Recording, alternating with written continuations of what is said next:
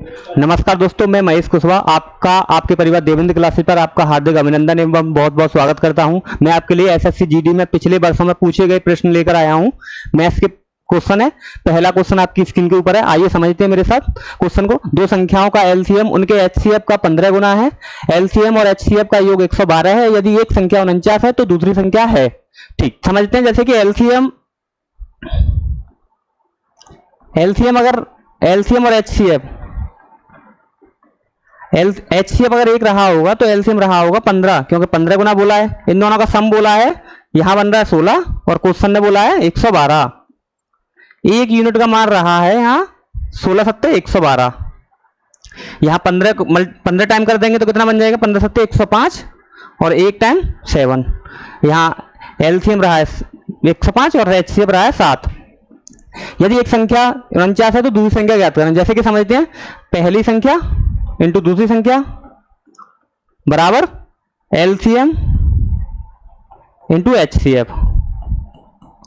अगर पहली संख्या 49 है तो दूसरी संख्या आपको ज्ञात करनी है। और एलसीएम कितना दिया है? 105 और एचसीएफ कितना दिया है? 7। 7 से 49 को काटेंगे 7 बार, यहां 105। 7 से 105 को काटेंगे 15 बार, 15 सत्ते 105। तो दूसरी संख्या कितनी निकली? 15, जो कि ऑप्शन नंबर सी पर है।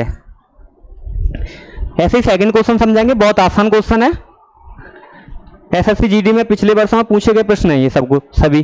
बीमारी की वजह से एक व्यक्ति का भार एक महीने में 80 किलोग्राम से घटकर 64 किलोग्राम हो गया। व्यक्ति के भार में प्रतिशत कमी ज्ञात करनी है।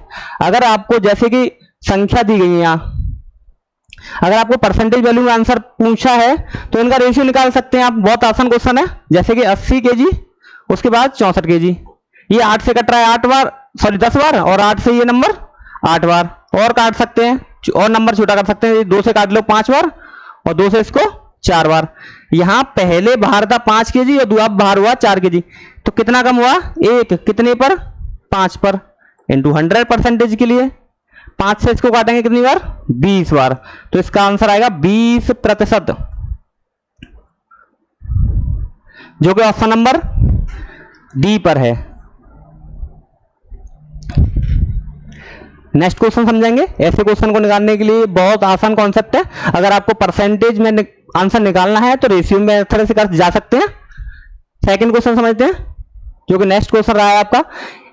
संख्या 350 में 20% की वृद्धि की जाती है और फिर 25% की कमी की जाती है। इस प्रकार बनने वाली नई संख्या ज्ञात कीजिए। जैसे कि 350 में पहले 20% की वृद्धि करनी है। 20% की जो फ्रैक्शन वैल्यू रहती है, पहले 20% की फ्रैक्शन वैल्यू समझेंगे।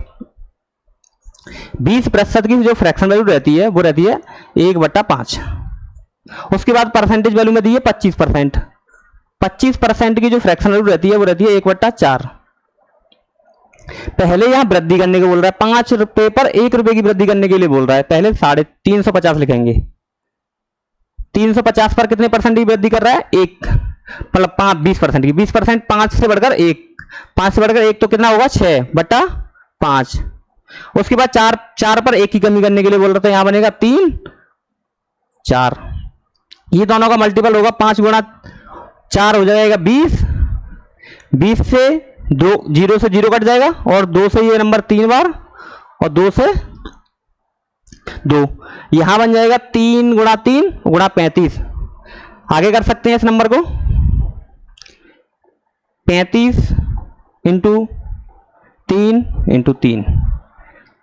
35 गुणा 3 रहता है 105 और उसके बाद 3 हो रहा है 105 गुणा 3 315,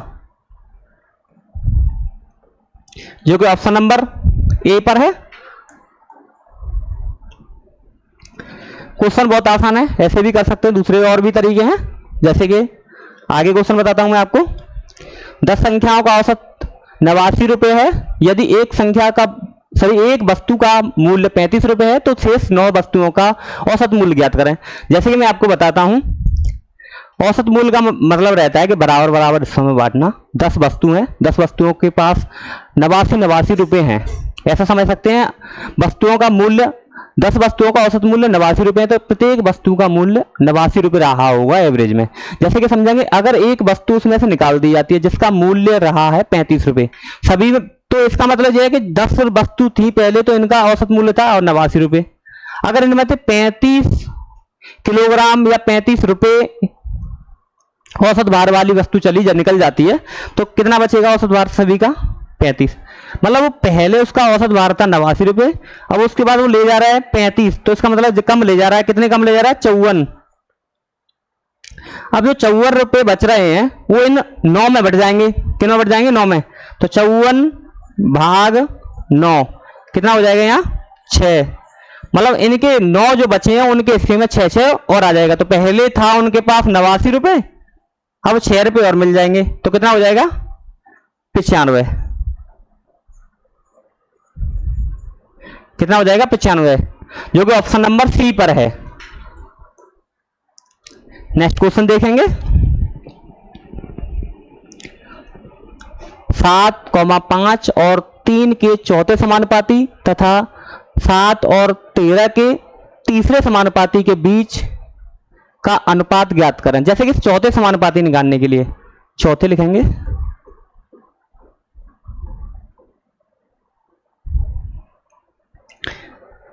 चौथे समानुपाती निकालने के लिए उसके बाद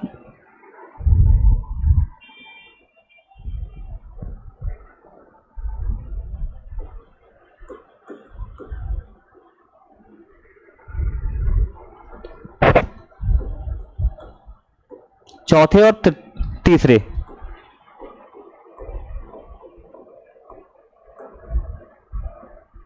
यहां रहता है B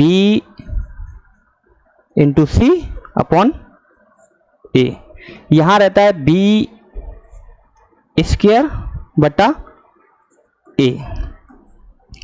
यहां B कौन सा नंबर है? 5, तो लिखेंगे 5 इंटू सी कौन सा नंबर है? 3, तो 3 लिखेंगे।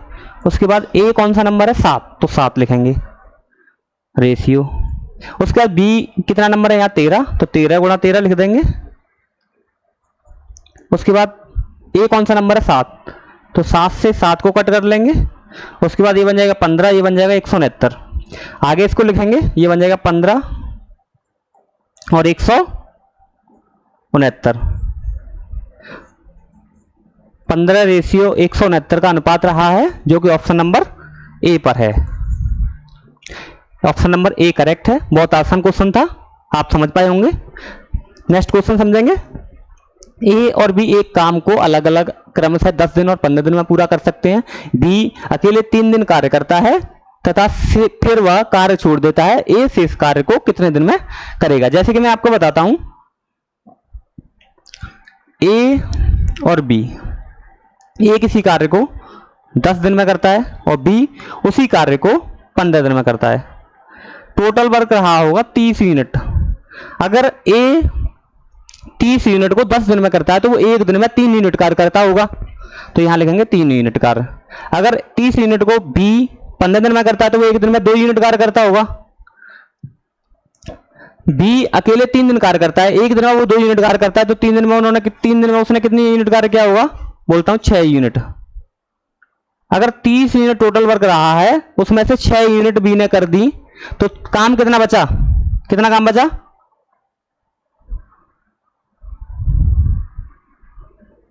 काम बचा 24 यूनिट। और 24 यूनिट को कौन करेगा? अकेला। शेष कार्य को कौन करेगा? ए एक दिन में कितने यूनिट कार्य करता है? 3 यूनिट।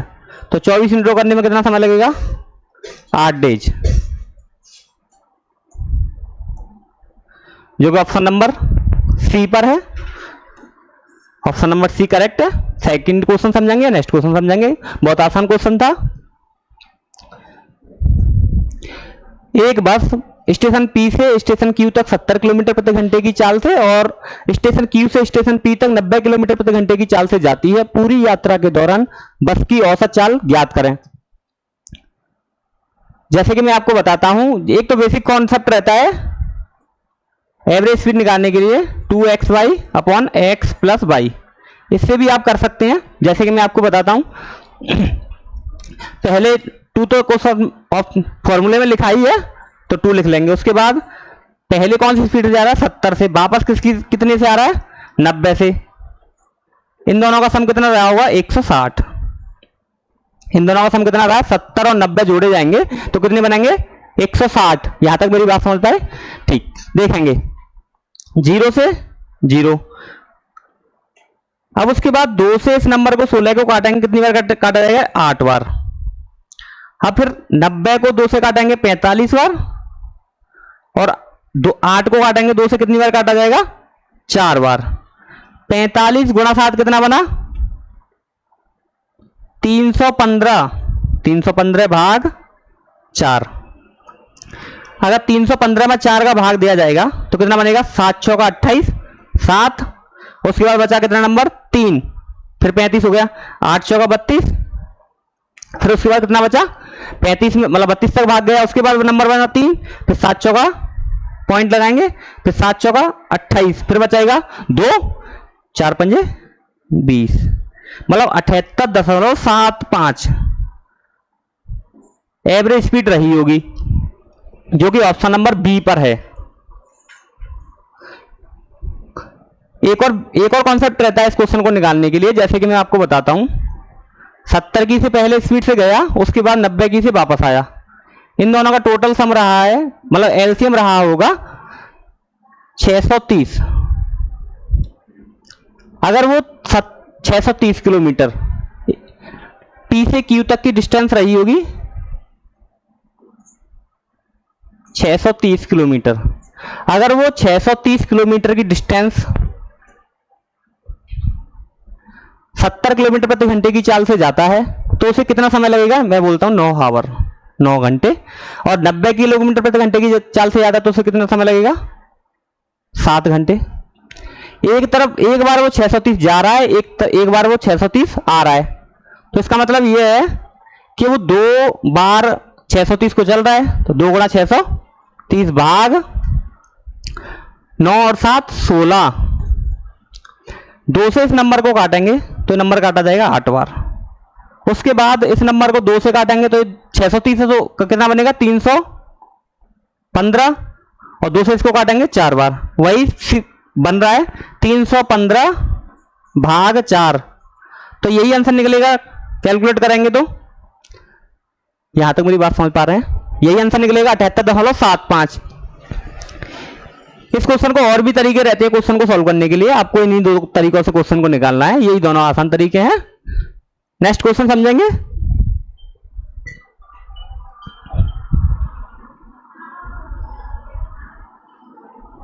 नेक्स्ट क्वेश्चन देखेंगे। रामू और मोहन अलग अलग एक कार्य को क्रमशः 10 घंटे और 16 घंटे में पूरा कर सकते हैं। 2 घंटे में एक साथ कार्य करने के बाद मोहन कार्य छोड़ देता है। रामू शेष कार्य को कितने घंटे में पूरा करेगा? समझेंगे क्वेश्चन को। रामू और मोहन 2 कैंडिडेट हैं। रामू और मोहन अलग अलग एक कार्य को 10 घंटे और 16 घंटे में कर सकते हैं। जैसे कि मैं बोलता हूं रामू और मोहन। रामू उस कार्य को 10 घंटे में करता है। रामू कितने घंटे में करता है? 10 घंटे में। और मोहन करता है 16 घंटे में। रामू 10 घंटे में करता है, मोहन 16 घंटे में करता है। टोटल वर्क मैंने माना 80 यूनिट। अगर रामू 80 यूनिट को 10 घंटे में करता है तो 80 यूनिट को वो 10 घंटे में करता है तो 1 घंटे में वो 8 यूनिट कार्य करता होगा। यहां लिखेंगे 8 यूनिट कार्य। उसके बाद अगर मोहन 80 यूनिट को 16 घंटे में करता है तो वो 1 घंटे में 5 यूनिट कार्य करता होगा या नहीं? हाँ सर, 1 घंटे में वो 5 यूनिट कार्य करता होगा। यहां समझेंगे। पहले 2 घंटे तक एक साथ कार्य किया, वो 1 घंटे में रामू 8 यूनिट करता है, 1 घंटे में ये 5 यूनिट करता है। दोनों मिलकर 1 घंटे में 13 यूनिट कार्य करेंगे या नहीं? करेंगे सर। जैसे कि समझेंगे, 1 घंटे में वो कितना यूनिट कार्य करेंगे? 13 यूनिट। तो 2 घंटे में कितना कार्य कर देंगे?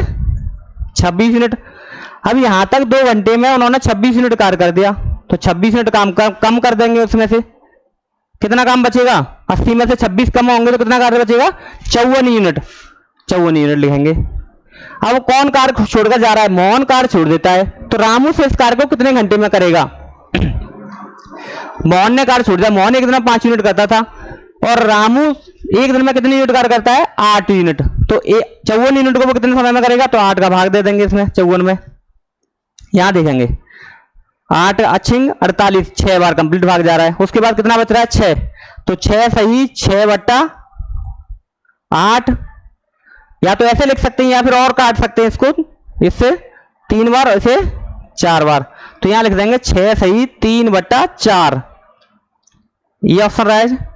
इतने दिन में शेष कार्य को कौन करेगा? रामू। 6 सही 3/4 दिन में वो शेष कार्य को कर देगा। नेक्स्ट क्वेश्चन समझेंगे।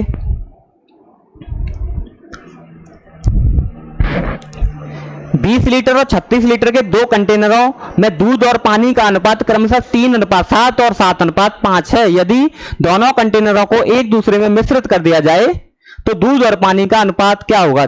समझते हैं क्वेश्चन को। जैसे कि 2 कंटेनर हैं, एक कंटेनर ए में 20 लीटर पानी है, 20 लीटर मिश्रण है, और दूसरे में 36 लीटर मिश्रण है।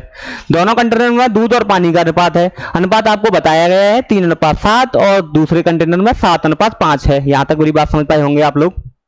जैसे कि मैं आपको बताता हूं, 2 कंटेनर, जैसे कि ए कंटेनर रहा है, कंटेनर ए, इसमें दूध और पानी का जो अनुपात है ना,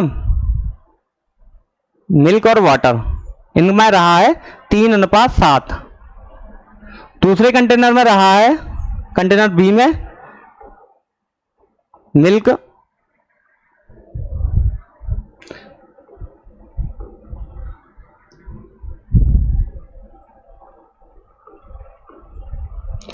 और वाटर 7:5।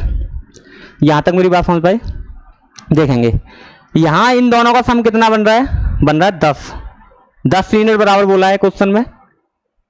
20, यहां 20 है और ये 36 है। यहां 1 यूनिट का मान कितना रहा है? 2। तो ये बन जाएगा 6:14, डबल कर देंगे इनका। यहां बोला है इन दोनों का सम कितना है? 12 यूनिट बराबर 36, 1 यूनिट बराबर 3। तो ये 3 गुना कर देंगे, 7 × 21 और 5 × 3 15। यहां समझेंगे जैसे कि 6 और 21 कितना बना?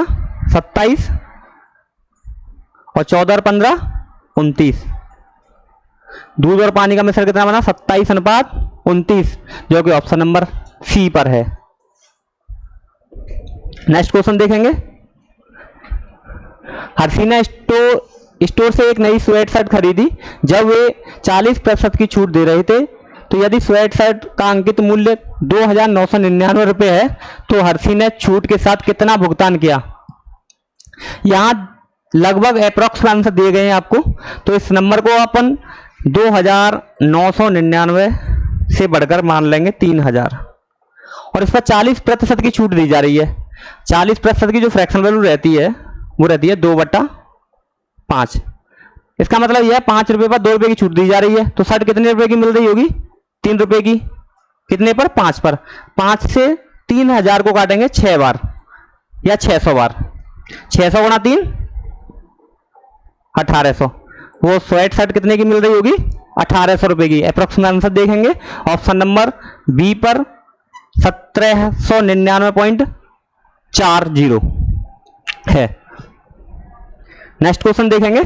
एक कार 108 किलोमीटर प्रति घंटे की चाल से एक निश्चित दूरी 3 घंटे में तय करती है। यदि चाल 27 किलोमीटर प्रति घंटे कम कर दी जाती है, तो कार द्वारा समान दूरी को तय करने में लगने वाला समय क्या होगा?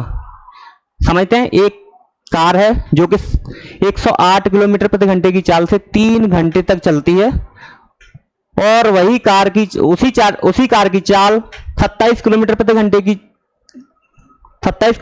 घंटा कम कर दी जाती है, तो उस दूरी को वो कितने समय में तय करेगी, जो 108 किलोमीटर प्रति घंटे की चाल से 3 घंटे में चल रही थी? तो पहले तो अपन निकालेंगे सब लोग कि 108 किलोमीटर प्रति घंटे की चाल से 3 घंटे में वो कितने डिस्टेंस चलेगी। तो समझेंगे यहां चलेगी वो 324। तो टोटल डिस्टेंस कितनी बनी? 324 किलोमीटर। उसके बाद 108 किलोमीटर प्रति घंटे की चाल में 27 किलोमीटर प्रति घंटे की चाल कम हो जाएगी। तो 7 में से सॉरी 8 में से 7 कम होंगे तो 1, यहाँ 10 में से 2 कम होंगे तो 8। तो अब नई स्पीड जो बनी है वो 81 किलोमीटर प्रति घंटे की रफ्तार बनी है। 324 अब ये डिस्टेंस 324 किलोमीटर है, वो 81 किलोमीटर प्रति घंटे की चाल से ज्ञात करनी है आपको। 324 भाग 81 किलोमीटर प्रति घंटे की चाल। यहां इन नंबरों को देखेंगे, पहले इस नंबर को 3 से काटेंगे, 3 से देखेंगे, 3 से काटेंगे 108 बार, और इस नंबर को 3 से काटेंगे 27 बार। अब इस नंबर को और आगे तक काटेंगे, ध्यान देंगे 27 चौका 108 रहता है, तो यहां 4, तो यहां लगेंगे 4 घंटे। कितने घंटे लगेंगे? 4 घंटे। 4 घंटे कहां है? Option number D. Next question देखेंगे।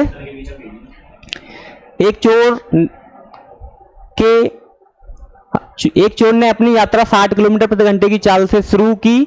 30 मिनट के बाद पुलिस ने उसी जगह से 80 किलोमीटर प्रति घंटे की चाल से पीछा करना शुरू किया। पुलिस को चोर को पकड़ने में कितना समय घंटे में लगेगा? समझते हैं। जैसे कि एक चोर है जो 60 किलोमीटर प्रति घंटे की चाल से भाग रहा है। 30 मिनट बाद पुलिस को चोर दिखाई देता है और उस पुलिस चोर का पीछा करना शुरू कर देती है 80 किलोमीटर प्रति घंटे की चाल से। यहां समझेंगे जैसे कि 60 किलोमीटर प्रति घंटे मतलब वो 1 घंटे में 60 किलोमीटर चलता है, तो इसका मतलब यह 1 मिनट में वो 1 किलोमीटर चलता होगा। यहां वो 30 मिनट में कितने किलोमीटर चल जाएगा? जैसे कि 60 मिनट में 60 किलोमीटर चल रहा है, तो 1 मिनट में वो चलता होगा 1 किलोमीटर, और 30 मिनट में वो चलेगा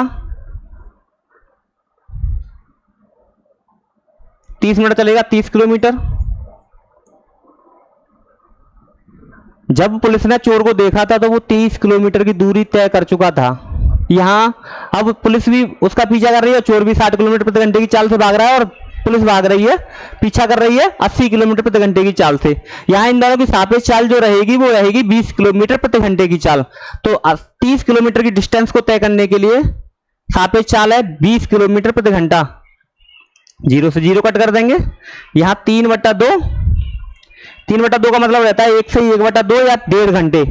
तो यहां लिख लेंगे 1 सही 1/2 घंटे लगेंगे चोर को पुलिस को पकड़ने में, सॉरी पुलिस को चोर को पकड़ने में। यहां लिखा है 3/2 घंटे। नेक्स्ट क्वेश्चन देखेंगे। राहुल एक निश्चित दूरी को 4 किलोमीटर प्रति घंटे की चाल से तय करता है और उसी मार्ग से 3 किलोमीटर प्रति घंटे की चाल से वापस आता है, तो पूरी यात्रा के लिए उसकी औसत चाल क्या है? वही फॉर्मूला है जैसे कि 2x/x+y।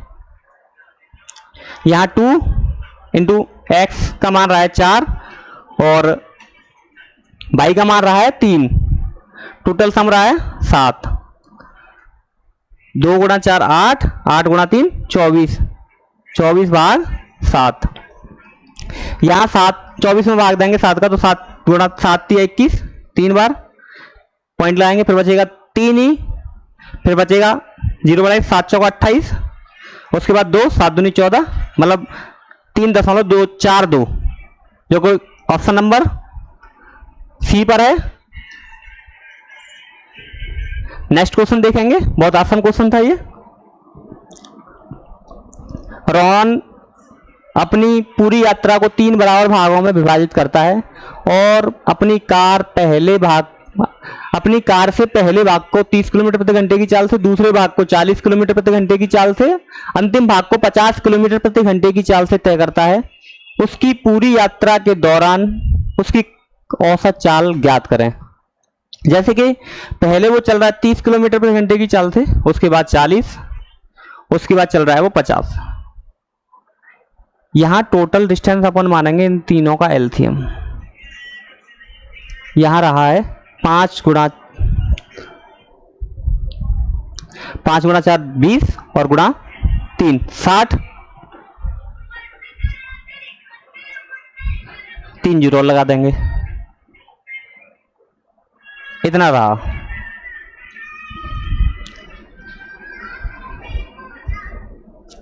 सॉरी, ठीक, 600। यहां समझेंगे, जैसे कि मैं आपको बताता हूं, 30 से इसको कितना समय लगेगा, 20 घंटे। इसको 40 से लगेंगे 15 घंटे। इसको लगेंगे 50 से 12 घंटे। यहाँ 20 प्लस 15 35 और प्लस 12 47। यहाँ जैसे कि मैं बता रहा हूँ आपको, 3 बराबर बराबर भागों में उसने भागा है, तय किया डिस्टेंस। जैसे कि यहाँ 600 चला होगा, उसके बाद 600 चला होगा, उसके बाद 600 चला होगा। तो यहाँ टोटल डिस्टेंस जो बनी है वो बनी है 1800। 1800 भाग टोटल समय कितना लगा है उसे, 47 घंटे। तो 1800 भाग 47 को अगर आप कैलकुलेट करेंगे तो जो ऑप्शन नंबर बनेगा डी, कैलकुलेशन कर सकते हैं आप। एक और क्वेश्चन देखेंगे, टाइम एंड वर्क का है, जो ए एक कार्य को 8 दिनों में पूरा करता है और बी 24 दिनों में कर सकता है उसी कार्य को। वे एक साथ कार्य शुरू करते हैं, लेकिन कार्य पूरा होने से 4 दिन पहले ए कार्य छोड़ देता है। संपूर्ण कार्य को पूरा करने के लिए ए और बी द्वारा लिया गया समय ज्ञात करें। जैसे कि ए करता है किसी कार्य को 8 दिनों में, बी करता है उसी कार्य को 24 दिनों में। टोटल वर्क कहाँ होगा, 24 यूनिट। एक दिन में ये 3 यूनिट करेगा और एक दिन में ये 1 यूनिट काम करेगा। यहां तक समझेंगे। लेकिन कार्य पूरा होने से 4 दिन पहले एक कार्य छोड़ देता है। अगर ये कार्य ना करता, कार्य छोड़कर नहीं जाता 4 दिन पहले, तो एक दिन में 3 यूनिट कार्य करता है। तो 4 दिन में उसने कितना कार्य किया होगा, एक दिन में वो कितना करता है, 3 यूनिट। तो 4 दिन में उसने कितना किया होगा, 12 यूनिट। अगर ये 12 यूनिट और इसमें जोड़ दी जाए तो टोटल वर्क बनेगा 36 यूनिट। 36 यूनिट को ये दोनों करेंगे, 3 प्लस 1 4, तो 4 से भाग दे देंगे। 36 में कितनी बार जाएगा, 9 दिन। तो यहाँ आएंगे 9 दिन। टोटल वर्क को इन दोनों को करने में कितना समय लगेगा, 9 दिन, जो कि ऑप्शन नंबर डी पर है। सेकंड क्वेश्चन देखेंगे। एक वस्तु का मूल्य 2 वर्ष में घटकर 18,000 से 14,580 हो गया। वस्तु के मूल्य में मूल्यह्रास की वार्षिक दर ज्ञात करें। जैसे कि 2 वर्ष में हुआ है। अगर परसेंटेज वैल्यू में दिया है तो आप इसको रेशियो से कर सकते हैं, जो मैंने पहले क्वेश्चन किया था, सेम ऐसा ही क्वेश्चन है ये। 18,000 अनुपात 14,580, 0 से 0 कट कर देंगे। उसके बाद यहां बचेगा 1800 और यहां 1458। उसके बाद देखेंगे यहां 2 से इस नंबर को काटेंगे 900 बार और 2 से इस नंबर को काटेंगे 729। ये 2 वर्ष में रहा है तो ये स्क्वायर रूट में रख देंगे इन दोनों नंबरों को। यहां निकलेगा 30 और यहां 27। कितने की कमी आई है, 3 की। कितने पर, 30 पर, इंटू 100। 3 से 30 को काटेंगे 10 बार, 10 से 100 को काटेंगे 10 बार। तो यहां कितना रहा है, 10% की कमी रही है, जो कि ऑप्शन नंबर सी पर है। नेक्स्ट क्वेश्चन देखेंगे। 24 और 36 का तृतीय समानुपाती निकालना है। तो यहां तृतीय अनुपाती निकालने के लिए रहता है बी स्क्वायर अपॉन ए। बी का मान यहां कितना दिया है, 36। तो 36 इंटू 36 अपॉन ए का मान रहा है 24। 24 का भाग देंगे, जैसे समझेंगे। एक कॉमन नंबर देखेंगे 12 से इस नंबर को 24 को काटेंगे 2 बार और 12 से 36 को काटेंगे 3 बार। 2 से उसके बाद फिर काटेंगे 36 को कितनी बार, 18 बार। 18 गुणा 3 कितना बनेगा, 54। 54 कौन से नंबर पर है, ऑप्शन नंबर पर है, डी पर। नेक्स्ट क्वेश्चन देखेंगे। दो संख्याओं के आयतन के अनुपात 3:2 है और त्रिज्याओं के अनुपात हैं 3:4। उनकी ऊंचाइयों के निकालने हैं आपको। तो जैसे कि समझेंगे, वही रहता है r² 1 इंटू H1 और r² 2 इंटू H2 और यहाँ वॉल्यूम 1 और वॉल्यूम 2। ऐसे रेशियो दिए गए हैं आपको, निकालते हैं, कैलकुलेट करते हैं आगे। जैसे कि R1 का मान रहा है 3, तो 3 का स्क्वायर कितना बनेगा 9। उसके बाद H1 आपको ज्ञात करनी है, तो H1 लिखेंगे यहाँ। उसके बाद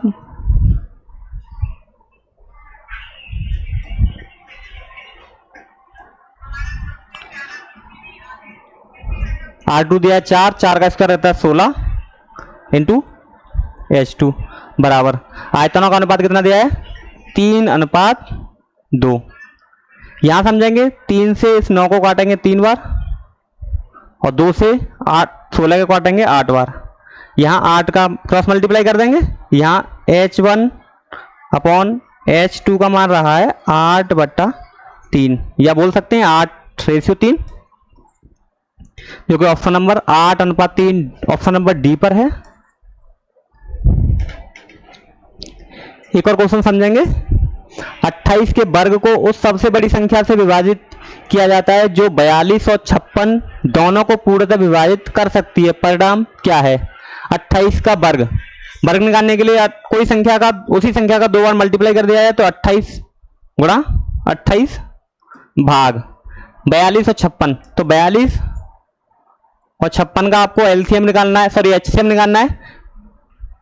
बड़ी से सबसे बड़ी संख्या निकालनी है, तो सबसे बड़ी संख्या निकालने के लिए इन दोनों इनका एचसीएफ कितना रहा होगा 42 और 56 का 14, कितना रहा है 14 का इस नंबर से काटना है 28 गुणा 28 को, इसको कितनी बार काट देंगे 2 बार, तो 2 गुणा 28 कितना हो जाएगा 56, जो कि ऑप्शन नंबर ए पर है। नेक्स्ट क्वेश्चन देखेंगे। एक गोले का वक्र पृष्ठ क्षेत्रफल 1386 सेंटीमीटर स्क्वायर है, तो इस गोले का आयतन ज्ञात करना है। ये क्वेश्चन आपके लिए होमवर्क में है। क्वेश्चन को आप कमेंट बॉक्स में आंसर देंगे। धन्यवाद मुझसे जुड़ने के लिए।